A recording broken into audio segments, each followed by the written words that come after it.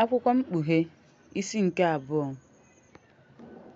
Dee akwụkwọ ozi nke ụka dị na Efesọs sị: ihe ndị a ka onye ji kpakpando 10 n'aka nri ya na-eje ije n'etiti osisi kandụl ọlaedo. Amaara m ọrụ gị na ndọgbu gị na ndidi gị. Amaara m na ị gaghị anabata ndị na-arịa ọrịa. Ị lekwara ndị na-asị na ha bụ ndị ozi ma ha abụghị. Ị chọpụtakwara ndị ụgha.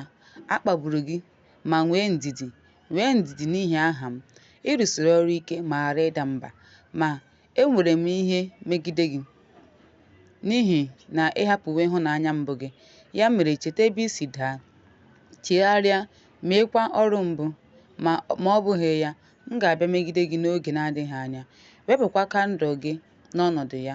Ọ gwụla ma ị gbanwere, ma ị nwere nke a, na ị kpọrọ ọrụ nke ndị Nikolaitan asị, nke m kpọkwara asị. Onye nwere ntị ịnụ ihe, ya nụrụ ihe Mmụọ Nsọ na-agwa ụka. Onye na-enyefe onwe ya.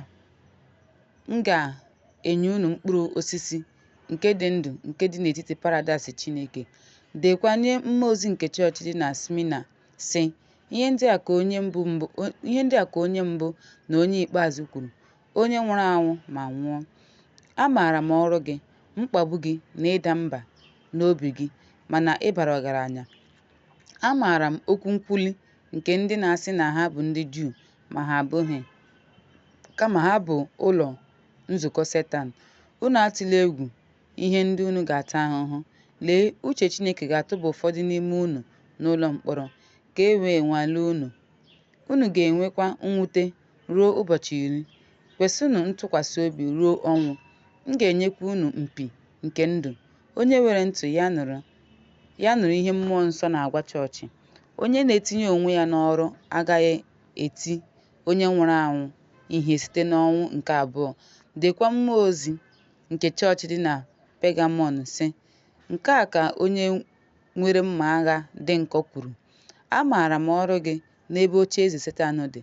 Ị nọkwa n'ebe obibi gị, ya bụ aha m, mana agọnarịrị m okwukwe m, dịka n'oge e gburu Antipas, onye nwụrụ n'ihi okwukwe m kwesịrị ntụkwasị obi n'etiti unu, ebe Setan bi. E gburu mmụọ m n'ihi okwukwe ya n'etiti unu, ebe Setan bi. Ma enwere m ihe ndị megidere unu, n'ihi na unu nwere ndị na-edebe ozizi Belam, onye kụziri Balak ka o tinye ihe mgbochi n'ihu ụmụ Izrel, ka ha rie ihe ndị a chụrụ n'àjà ma kwaa iko. Otu ahụ ka ị mekwara ndị na-agbaso ozizi nke ndị Nikolaitan, nke m kpọrọ asị. Chegharịanụ, ma ọ bụghị ya, m ga-abịakwute unu n'oge na-adịghị anya ma jiri mma agha nke ọnụ m lụọ ọgụ. Onye nwere ntị, ya nụ ihe Mmụọ Nsọ na-agwa ụka. Onye na-egosi onwe ya, m ga-enye ya mana zoro ezo. M ga-enyekwa ya nkume ọcha. Ọ ga-edekwa aha ọhụrụ n'ime nkume ahụ, nke onye ọbụla na-amaghị ma ewezuga onye natara ya. Deekwa mmụọ ozi nke nzukọ Kraịst dị na Tataria sị: ihe ndị a ka Ọkpara Chineke kwuru, onye anya ya dị ka ire ọkụ, ụkwụ ya dịkwa ka anụ ọhịa dị girigiri. Amaara m ọrụ gị, ịhụnanya gị, ozi gị, okwukwe gị, ndidi gị na ọrụ gị. Amaara m na ha karịrị nke ndị ikpeazụ karịa nke mbụ. Ma enwere m ihe ndị megidere gị, na ị ga-ekwe ka nwaanyị ahụ bụ Jezibel, onye na-akpọ onwe ya onye amụma nwaanyị, zie ihe ma duhie ndị ohu m ka ha mee ihe ọjọọ, ịkwa iko na iri nri eji chụọrọ arụsị àjà. Enyere m ya ohere ichegharị n'ịkwa iko ya, mana o chegharịghị.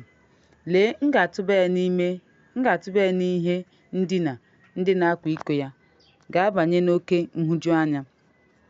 Ọ gwụla ma ha chegharịrị n'ọrụ ha. M ga-egbukwa ụmụ ya n'ọnwụ.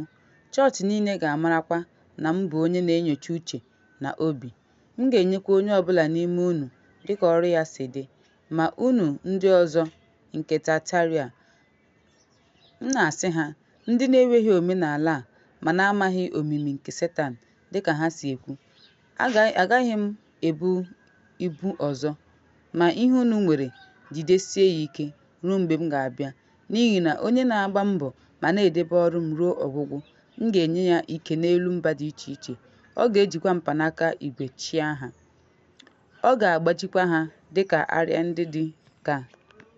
ndị dị ka nke onye ọbụla na-akpụ ite. Dịka m natara n'aka nna m, otu ahụ ka m ga-enye ya kpakpando ụtụtụ. Onye nwere ntị ya nụrụ ihe mmụọ nsọ na-agwa ụka.